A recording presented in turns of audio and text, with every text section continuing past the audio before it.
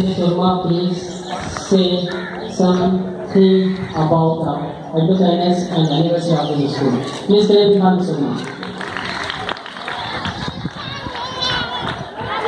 वक्त मौजूद आहियूं दाता चिलेगाह जे दरगाह ते ऐं हिन वक़्तु जेको असां हुते मौजूद आहियूं तव्हांखे असां ॾेखारींदासीं त हिन वक़्तु जेको हिते सूरत हाल पाणी जी जेकी आहे पाणी मुकमल जेको चाड़ करे रहियो आहे ऐं हिन वक़्तु जेको दरगाह जे लॻ बि पाणी अची रहियो आहे ऐं वधीक जेको आहे असां तव्हांखे वरी बि माण्हुनि जा असां जेको इंटरव्यू वठंदासीं ऐं हुन खां वाल कंदासीं ऐं तव्हांखे जेको हीअ दरगाह जेकी आहे पाणी चाड़ करे पोइ उन खे असां माना तव्हांखे ॾेखारींदासीं। जी नाज़रीन हीअ जेको असांखे मंज़र अव्हांखे ॾेखारींदा हलूं हीअ जेको आहे हिते जेको दाता चिले ते जेको आहे हुनजी जेको कैंटीन आहे हिते जेको आहे रध पचा थींदी आहे हिते जेको आहे मानी जो बंदोबस्तु बि कयो वेंदो आहे जेके हिते ज़ाइरीन अचनि था उन्हनि खे जेको आहे हिते मानी वग़ैरह बि कराई वेंदी आहे लंगर बि करायो वेंदो आहे उन सां गॾु जेको आहे हिते जेके स्कूल आहिनि उन में जेके शागिर्द पढ़नि था उन्हनि खे बि हिते जेको आहे लंगर करायो वेंदो आहे ऐं हितां खां अलावा हिते माना तक़रीबन जेके ॿार रिहाइश आहिनि उन्हनि खे बि हिते लंगर करायो वेंदो आहे ऐं अचो तव्हां हुन हवाले सां जेके हितां जेके माण्हू उन सां ॻाल्हि ॿोल करियूं।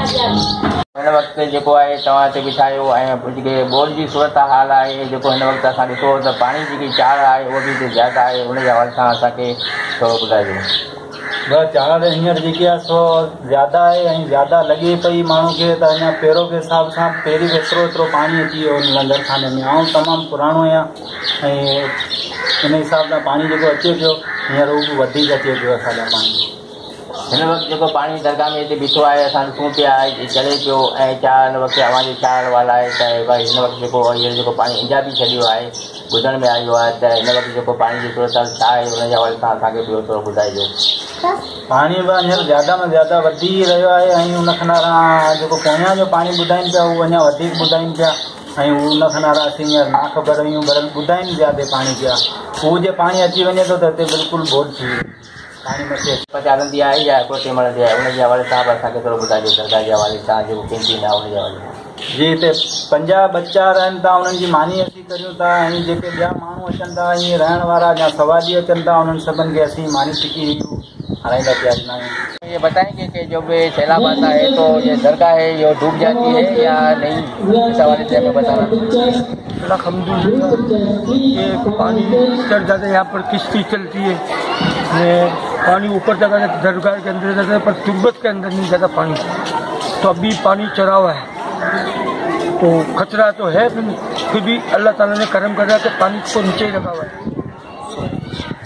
हितां जेके अमरावा जेके हितां जा जेके रहंदड़ अमरावा उन्हनि खां बि असां ॻाल्हि ॿोल कईसीं जेके कैंटीन उन्हनि सां बि असां ॻाल्हि ॿोल कईसीं जेके हिते रिहाइशी पज़ीर हुआ उन्हनि सां बि असां ॻाल्हि ॿोल कईसीं त हिन वक़्तु जेको पाणी जी चाड़ लॻी पई आहे ऐं हिन वक़्तु जेको पाणी जेको आहे चढ़े पियो ऐं दरगाह ते घटि में घटि बाक़ी कुझु फुट जेको आहे दरगाह खां हेठि आहे ऐं हुनजे हवाले सां बि तव्हांखे ॿुधायोसीं हिन वक़्तु जेको पाणी हिते चाड़ करे रहियो आहे ऐं हिन वक़्तु जेको पाणी जी तक़रीबन स्पीड बि वॾी आहे ऐं जेको हितां खां जेको आवाम जेको आहे हितां जेके माण्हू उन्हनि ॿुधायो त हिते जेको पाणी चाड़ करे थो ऐं दरगाह तक़रीबन 2010 में बि तक़रीबन हिन में पाणी आयो ऐं 2015 जेकी बोर्ड आई हुई उन में बि हिन में पाणी आयो। कैमरामैन सां गॾु मलक मंजूर सोच टीवी ठट्टो।